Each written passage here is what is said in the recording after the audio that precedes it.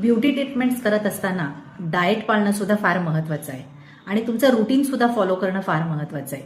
कारण तुम्ही beauty treatment जरी केल्या तरी सुद्धा स्किनचं नॅचरल हिलिंग जे आहे ते तुमच्या डाएटवरती आणि तुमच्या रोजच्या रुटीनवरती अवलंबून असतं. त्यामुळे सनस्क्रीन, मॉइश्चरायझर, फेस वॉश हे तुमचं ब्युटीचं डेली ॲटलिस्ट एवढं तरी करायला पाहिजे. आणि डाएटमध्ये जास्ती गरम मसाल्याचं, तिखट, आंबट, तेलकट, रात्रीची जागरणं हे सगळं टाळलं पाहिजे.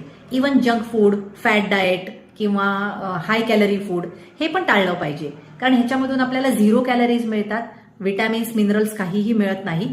त्यामुळे असा डाएट शक्यतो टाळणं हे जास्ती गरजेचं असतं. तुम्हाला जर हेल्दी राहायचं असेल तर तुमचं डाएट सुद्धा हेल्दी फॉलो करणं फार गरजेचं आहे. बऱ्याच ब्युटी ट्रीटमेंट घेणाऱ्या लोकांना असोसिएटेड डायबिटीज, हायपरटेन्शन किंवा थायरॉइडच्या गोळ्या चालू असतात.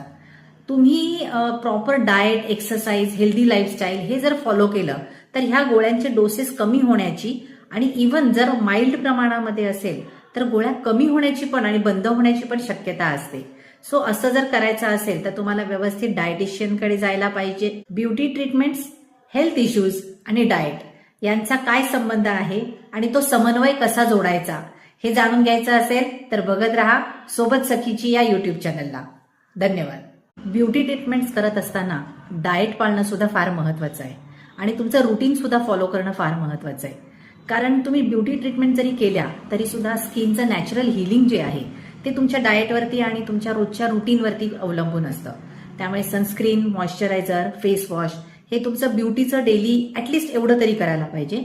आणि डाएटमध्ये जास्ती गरम मसाल्याचं, तिखट, आंबट, तेलकट, रात्रीची जागरणं हे सगळं टाळलं पाहिजे. Even junk food, fat diet किंवा हाय कॅलरी फूड हे पण टाळलं पाहिजे. कारण ह्याच्यामधून आपल्याला 0 कॅलरीज मिळतात, विटॅमिन्स, मिनरल्स काहीही मिळत नाही. त्यामुळे असा डाएट शक्यतो टाळणं हे जास्ती गरजेचं असतं. तुम्हाला जर हेल्दी राहायचं असेल तर तुमचं डाएट सुद्धा हेल्दी फॉलो करणं फार गरजेचं आहे. बऱ्याच ब्युटी ट्रीटमेंट घेणाऱ्या लोकांना असोसिएटेड डायबिटीज, हायपरटेन्शन किंवा थायरॉइडच्या गोळ्या चालू असतात. तुम्ही proper diet, exercise, healthy lifestyle हे जर फॉलो केलं तर ह्या गोळ्यांचे डोसेस कमी होण्याची आणि इव्हन जर माइल्ड प्रमाणामध्ये असेल तर गोळ्या कमी होण्याची पण आणि बंद होण्याची पण शक्यता असते. सो असं जर करायचं असेल तर तुम्हाला व्यवस्थित डायटिशियनकडे जायला पाहिजे. ब्युटी ट्रीटमेंट्स, हेल्थ इश्यूज आणि डाएट यांचा काय संबंध आहे आणि तो समन्वय कसा जोडायचा हे जाणून घ्यायचं असेल तर बघत राहा सोबत सखीची या युट्यूब चॅनलला. धन्यवाद.